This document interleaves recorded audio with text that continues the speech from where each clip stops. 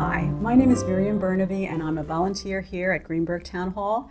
And it is my great delight and pleasure today to welcome Miss Roxanne Catherine Mapp, who is a wonderful artist who is exhibiting her work this month in the second floor gallery art space here at Town Hall. So welcome, Roxanne. Thank you. Thanks for having me. First, I want to tell you, your work is beautiful. Thank you. And it's what really struck me with the colors. It is just so vibrant, and it makes me happy. Oh, that's nice. That's what I want people to say when they see my work. So I want to know, when did you even think about becoming an artist, and what was your journey like?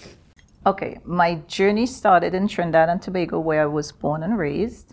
And I remember wanting to draw and paint when I was maybe about 6 years old. I was like, my parents have 6 kids, but I was like always a loner. So I would go to the backyard, sit on the avocado tree and just sketch and draw for hours. And I wasn't painting yet, I was just drawing. But as I became a teenager, my dad, who was an accountant, was heavily involved as like a freelance thing in Trinidad Carnival. And I think that's where my love of color and vibrancy started, but I still wasn't painting. And then after high school, I became a graphic designer, still wasn't painting. Then I migrated to the United States with my 2 daughters, still nothing. And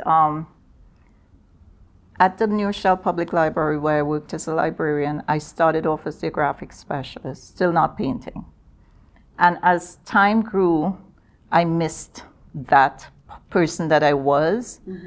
And I remember there was a street fair in Westchester, and I said that's how I would start. So I bought some canvases, put together some stuff, and I think that's where it started, and it progressed from there. Wow. Did you take courses in painting anywhere? Or? I actually have my first degree in visual communications. And I did do, not really painting, just fine art, drawing and stuff, but not so much painting, no. So it's really self-driven? It's self-driven, That's yeah. Cool. Very good. Let's talk about the artwork that's in your gallery space here. What kind of work do you do in there, and what are your favorite pieces? Just a couple of them. Okay, my most favorite is an abstract one I have called Celebrate the Steel Pan. And it originated from a graphic design piece that I did over 20 years ago that I kept. And it evolved into different colors. The different colors just started with this exhibition. Before, it would just be gold and silver or black and silver, that sort of thing. So that's my first favorite piece. My second favorite piece would be the big abstract florals. And that's how the name of this exhibition originated, from those. Those are the ones that I chose too. You chose those, yeah. Yeah, they're very, there's something about the way you mix the colors, and it was just very inspiring.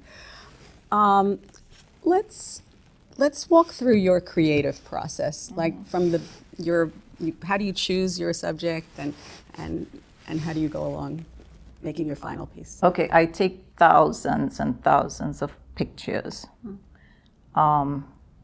Wherever I go, if I see a nice flower at the side of the street, or wherever I would stop and take a picture, people might think I'm crazy, but it's what I do. And then from those pictures, I look at it, I study it, and I decide what I want to paint. But I don't paint what I see, I paint an abstract representation of it. And that's how it evolves. Wow, very interesting. You know, I looked at your website. Thank you. And it's a wonderful website, Thank you. You know. And I was so impressed because you are indeed a Renaissance woman. And I'm just going to read because I wrote it down. You are a librarian, a painter, a graphic designer, an author, a photographer, and a poet. Yes. And it's just amazing. And I know that you also wrote a book. I think you have it down here. Yeah. We can show the folks. The Avocado Tree and Immigrant's Journey. And what is in this book? Okay, this is sort of like a combination of my life growing up in Trinidad and the transition to the United States, but it also has some of my original drawings, not paintings, just drawings to kind of prove myself as an artist. Right. So that's what this is. And I when you were speaking earlier, I remember saying you sat under the avocado tree. Yeah. And when I knew the book title, I was like, oh, that all comes together. And I hate avocados. Isn't that ironic? I love avocados. I don't like avocados, but yeah. And now this has morphed into this other project. This morphed into creativity from within, which is basically turned into a workshop, and I give people advice on how to get started, how to follow your passion, push through the obstacles, because there are a lot of obstacles and we're all shy about, putting ourselves out there because of rejection, and everybody has an opinion. But at the end of the day, we have to do what makes us happy, and it takes a lot of practice. I'm not saying it's easy, because it's not, where you push through and you forget the opinions, whether negative or positive, and you follow your passion, because that's your gift. So this morphed into a workshop, which is available and teachable. It's free, so anybody can sign up to do it. Yeah, and you told me that you're interested in getting into some community centers and Yes. working with seniors now, With right? seniors, yeah. And originally you were thinking about... Right. Originally I was thinking of high school and college graduates, but then the more I thought about it, I'm a senior, okay? I feel like we need, including myself, as much support and inspiration as we can possibly get, because too many times I see people 50 and over, and they have a passion, but their lives are consumed with the grandkids, the kids, the this, the that, and then they retire and they know what they want to do, but they're afraid, or they don't have that confidence in themselves. So I think if they were to do a course like this, it's baby steps. You want to paint? Buy one canvas. You want to knit? Buy one roll of wool, a knit a needle.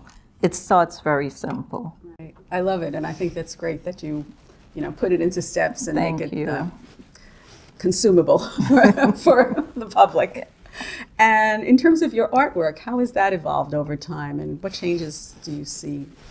A lot. I remember when I first did my street fair, I think it was over 10 years ago.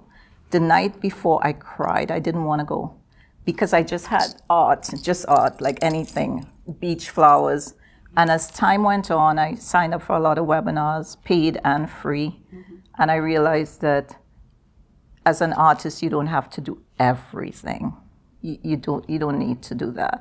Just find the one thing or two things that you like and work from there. So my work in terms of quality is much better.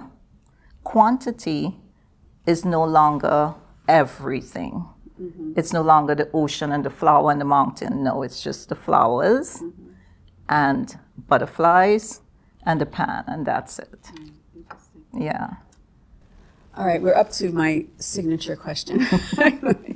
How do you, Roxanne, measure your own success in terms of the arts? Success, to me, is one, getting the work done. Because I have to confess, a lot of times I start, and like there's a couple paintings that took me over a year to complete. Because you just get like, But for me, success is defined as an artist by making other people happy when they see my art. By nature, I'm a serious person. I'm an introvert.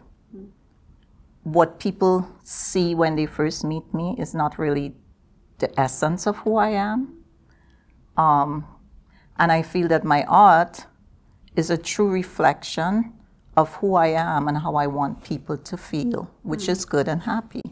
Oh, that's beautiful. Thank you. And you made me feel good and happy. Thank you.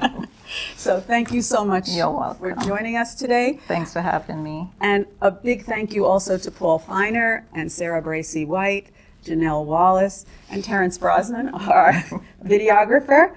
And I urge you all to come to Town Hall and come to the second floor gallery space and see this beautiful artwork. Be there.